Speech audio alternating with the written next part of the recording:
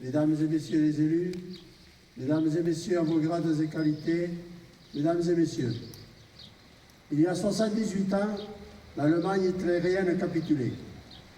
Le 8 mai à minuit, l'effroyable guerre qui ravageait depuis 6 ans l'Europe prenait fin.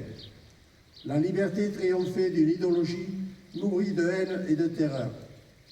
Nous sommes aujourd'hui rassemblés pour commémorer, comme tous les ans, l'anniversaire de la victoire des Alliés et rendre hommage aux victimes de ces terribles années de guerre, l'une des plus meurtrières de l'histoire de l'humanité. En ce jour symbolique, nous rendons hommage à celles et ceux qui ont combattu et sont morts au nom de cette liberté, mais aussi à toutes les victimes de cette tragédie sans équivalent et perpétuons leurs souvenirs. Le 8 mai 1945 marque la fin de la Seconde Guerre mondiale en Europe, l'une des périodes les plus nombreuses, les plus sombres de notre histoire. Ce second conflit mondial représente un traumatisme sans précédent pour tout le monde. Il est avant tout marqué par une véritable hécatombe démographique. Plus de 50 millions d'êtres humains périrent pendant cette terrible guerre. Ce sont les victimes militaires des combats, des pertes civiles dans les bombardements et bien sûr les victimes des génocides. À ces sinistres chiffres doivent encore s'ajouter 35 millions de blessés et plus de 3 millions de disparus. Ici même, devant ce monument aux morts, nous nous inclinons en hommage aux millions de victimes de cette folie destructrice organisée, programmée et exécutée au nom d'une idéologie barbare. Nous nous élevons avec force et détermination contre l'ignoble trahison de l'histoire, contre le mépris du souvenir aux disparus. Aussi, la tête haute, fort de nos convictions républicaines, nous rappelons que le 8 mai devient chaque année davantage le moment de symboliser et de porter les valeurs de respect et de dignité tirées des enseignements de notre histoire. Le 8 mai 1945, c'est la fin de la peur, l'avènement de l'espoir, la victoire. En France, cette victoire représente le fruit de l'effort, du courage, du sacrifice de toutes celles et ceux qui n'ont jamais désespéré. Grâce à ces hommes et à ces femmes, différents par leur origine, leur histoire, leur parcours, mais réunis par un idéal commun, la France a pu, après la guerre, retrouver pleinement son rang dans le concert des nations. Leur exemple a toujours valeur d'actualité.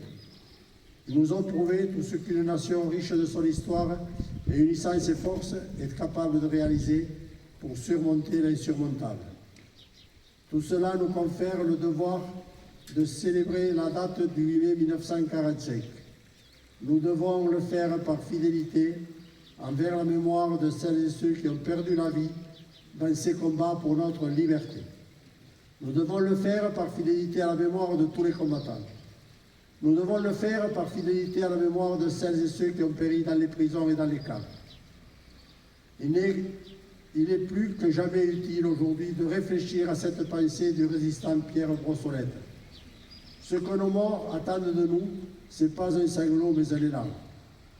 Parmi les résistants, François Verdier était un de leurs. Nous allons déposer une gerbe tout à l'heure devant sa maison où il a vu le jour le 7 septembre 1900. Il fréquentera l'école communale jusqu'en 1911, année où son père décide de quitter les Attes pour aller travailler à Toulouse. Lorsque la guerre éclate en 1939, François Verdier était devenu un notable de Toulouse, dignitaire de la franc-maçonnerie, secrétaire fédéral de la Ligue des droits de l'homme, juge au tribunal de commerce industriel reconnu. En 1943, il prend la direction du MUR, Mouvement uni de la résistance, sous le pseudonyme de Forêt. Il est arrêté le 13 décembre 1943, emprisonné. Malgré la torture et les durs sévices, il ne parlera jamais. Le 27 janvier 1944, François Verdier dit Forêt est exécuté par la Gestapo dans la forêt de Boucole. Il allait avoir 44 ans. Nous devons une nouvelle fois rendre hommage à nos aînés, qui après avoir gagné la guerre ont su construire la paix, rassembler les Français. En cette année 1945, première année civile de la paix rétablie, la France est dévastée, en proie à toutes les souffrances. Les plaies sont béantes. C'est la découverte de l'horreur des camps, le retour des prisonniers, déportés et travailleurs forcés. Les survivants ont du mal à raconter l'horreur d'où ils reviennent. Le peuple est encore ravagé par les peurs de la guerre civile, les conflits de réparation, le procès d'épuration. Les fractures de la société française sont à vif. Le territoire est dévasté par les combats de la libération. L'économie est au plus mal. C'est le rationnement imposé qui perdure. C'est dans ce contexte que renaît la France nouvelle.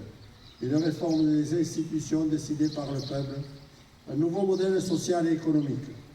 L'avenir fut bâti par des hommes tels que Robert Chambéron, résistant, compagnon de Jean Moulin et secrétaire adjoint du Conseil national de la Résistance, aujourd'hui décédé.